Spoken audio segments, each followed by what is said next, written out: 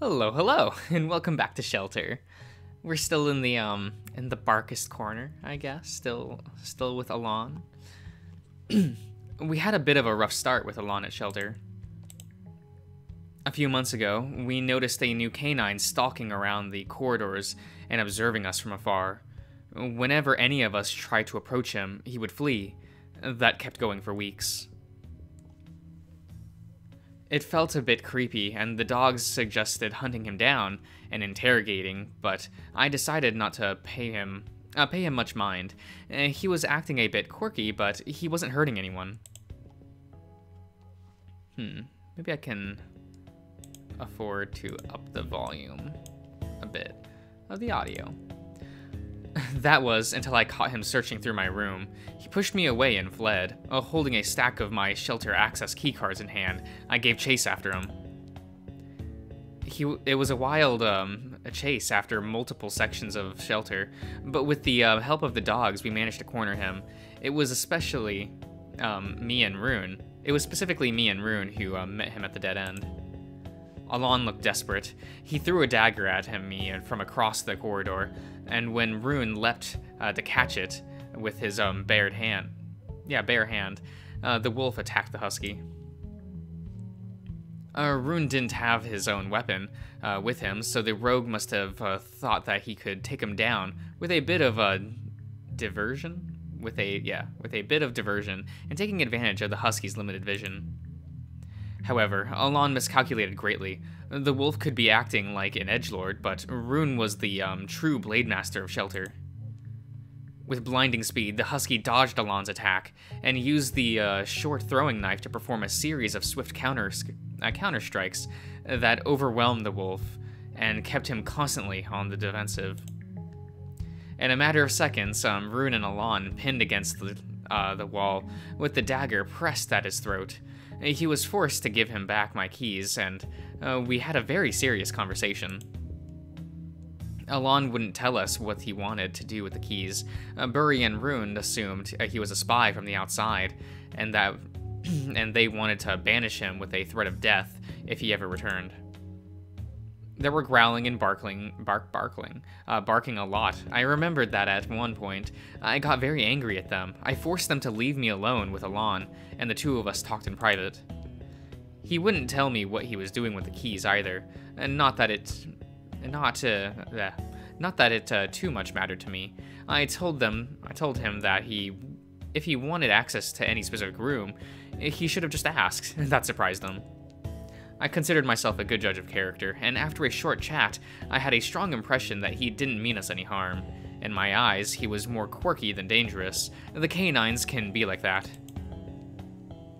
I told him that he could stay at Shelter only if he promised to never steal anything again, and if he started integrating with us, like if he came to our tavern once in a while. The next week, he approached me at the bar and handed me a bag full of coins and a sum equal to the value to roughly 1 year's spending of an average regular customer. "This ought to cover my whole stay here until the fateful night we part forever," he said. That was weird, but I accepted it. He then started coming to the tavern regularly, like he promised, always sitting by the same table in the darkest corner. He still avoids interaction with the other dogs, and sometimes it seems like it's wishful thinking to expect him to open up to us, but I know for sure that it's going to happen one day. It's already happening gradually. I have even heard that he had been spotted observing Rune's training classes, and some way that he even challenged him to a duel. In small ways, Alon is starting to get more involved with us. "Why are you smiling? Stop it." Sorry, I was just thinking. You asked why I chose this life, and I think my reason isn't anything special. I don't think that anyone is fit to be alone. Not me. I don't think that anyone is fit. Okay. Not me. Not any one of the dogs. Not even you. Shelter gives us a place to be together, and it changes people for the better. It puts minds at ease. It lets everyone live as they truly are, unrestrained by outside politics of our pasts. I think that's just that's that. Wait, I think that's something worth dedicating one's life for. Alon's eyes narrow at me with a quizzitive stare. It's hard to tell if he's satisfied with a reply like that or not. Not that I particularly care. He asked a regular question and I answered honestly. Puts minds at ease, huh? Tell me, how long has it been since the last time you went outside? For more than a day. Oh, a long time. Many months. I don't really need to leave shelter anymore. I have everything I need here. Burry takes care of supplies from Morsburg. Burke. I glance back at Burry, and I see that the last guests just finished their chat, and with him, and they are on their way out. Yes, I wave at the big dog, but he doesn't notice me in the shadows. I see. I can hear a cigarette butt landing in an ashtray, and when I look back at Alon, he's not there, not in a seat anymore. About to pass it in his, Pyrenees. He stands right by one of the columns instead, in an even darker shadow. They are both into each other. What, really? But one of them is too, demure, and the other is too thick-headed to connect naturally. Without any outside intervention, they will never realize that their lust is mutual. Really? If you want a medal, Max's performance could be a good time. They can both, they are both going to be attending. Is that really what you want? After that, Alan dives into the shadows, and I can't see him anywhere anymore. The wolf is gone, and the only sound in the tavern are those of Burry walking around and putting the lights out. I can't help but smile as I collect his mug and ashtray off the table. I'm going to give them a quick wash before I go.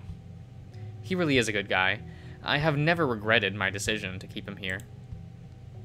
In his own weird way, he cares. Thanks, Alon. Also, if you tell anyone about my eye patch, I will slit your throat in your sleep. I won't. Get the hell out.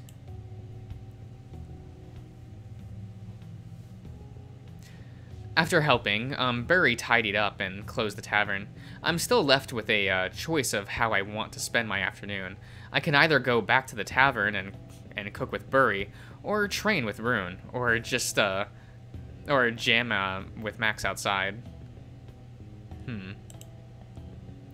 All of those options sound good, but I can only choose one. Who should I go with?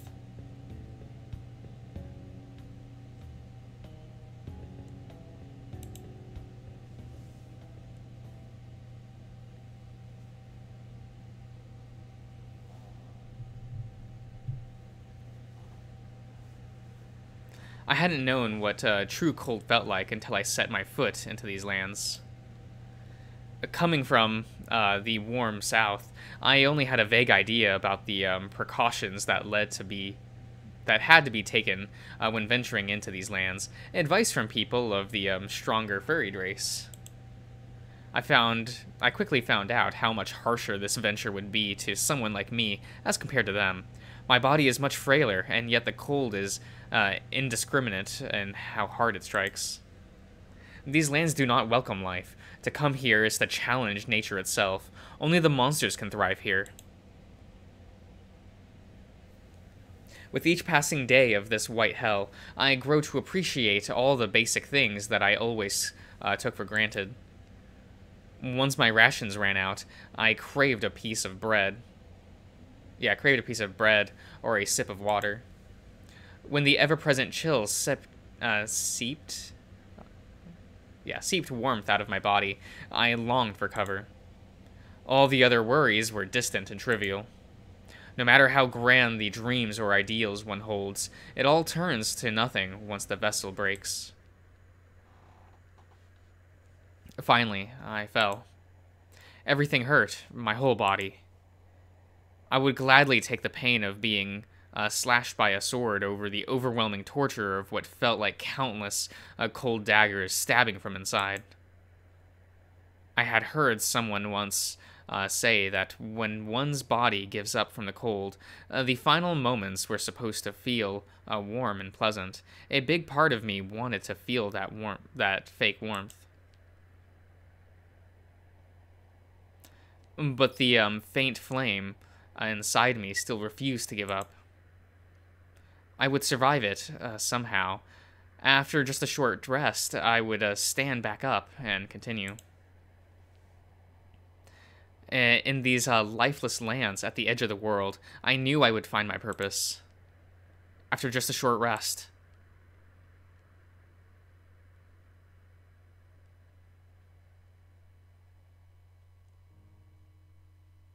Please open your eyes. Come on. I beg of you.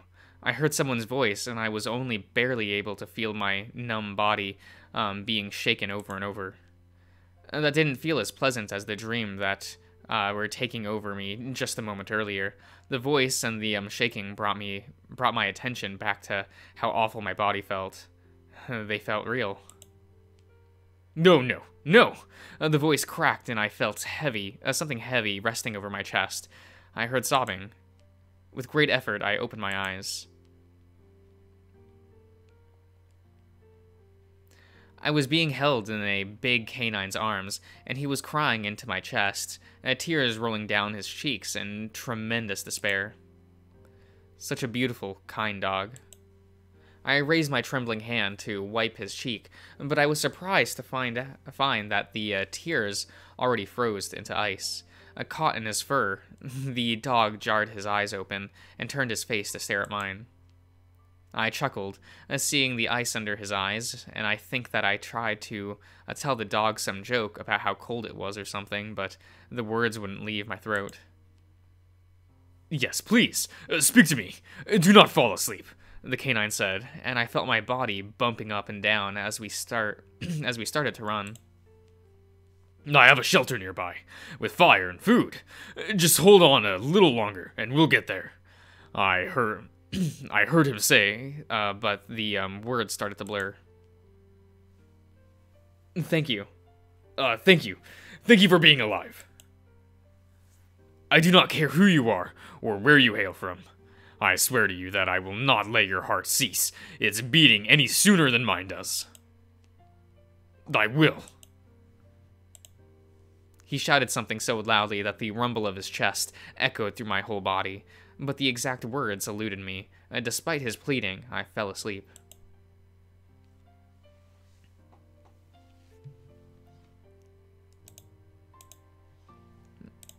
It's funny that I was looking for something in these vast cold lands, but in the end, I was the one who was found by Bury.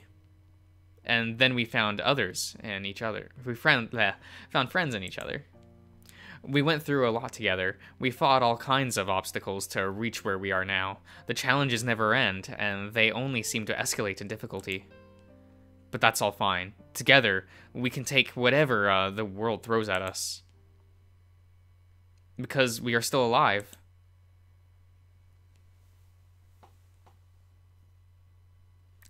First howl. The call to life. Okay. Let me ask you one thing. Are you certain that you do not want to go out today? It is your afternoon. You can do whatever you please to get today. Yeah, and I want to spend it with you. Even though we do the same. We do this every day as our jobs. Yes, even though. The reason that I chose this lifestyle in the first place is because I like doing what we do. And, you know, I like your company.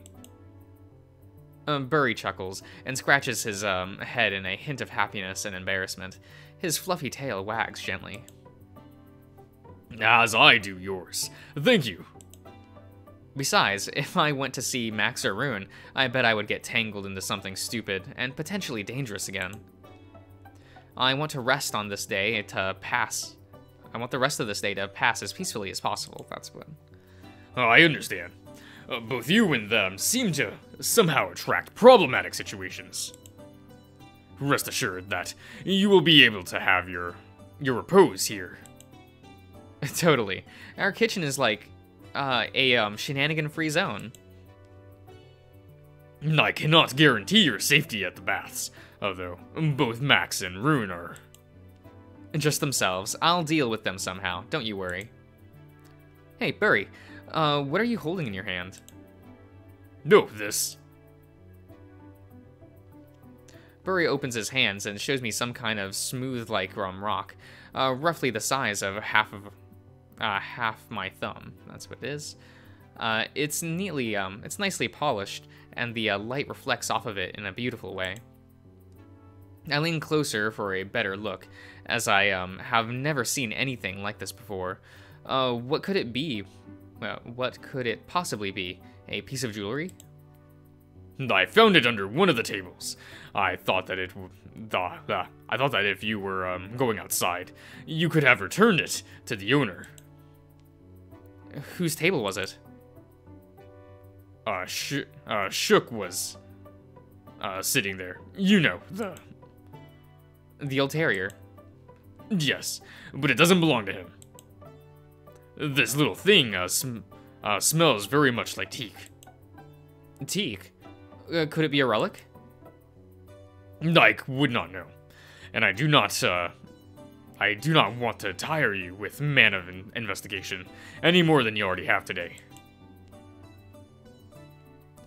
It matters little. If you have decided to stay here this afternoon, I will simply return it to him in the morning before I set off to Morsburg. For now, how about we cook something tasty? We still have a few hours before the evening comes. Heck yeah. What do you want to teach me today?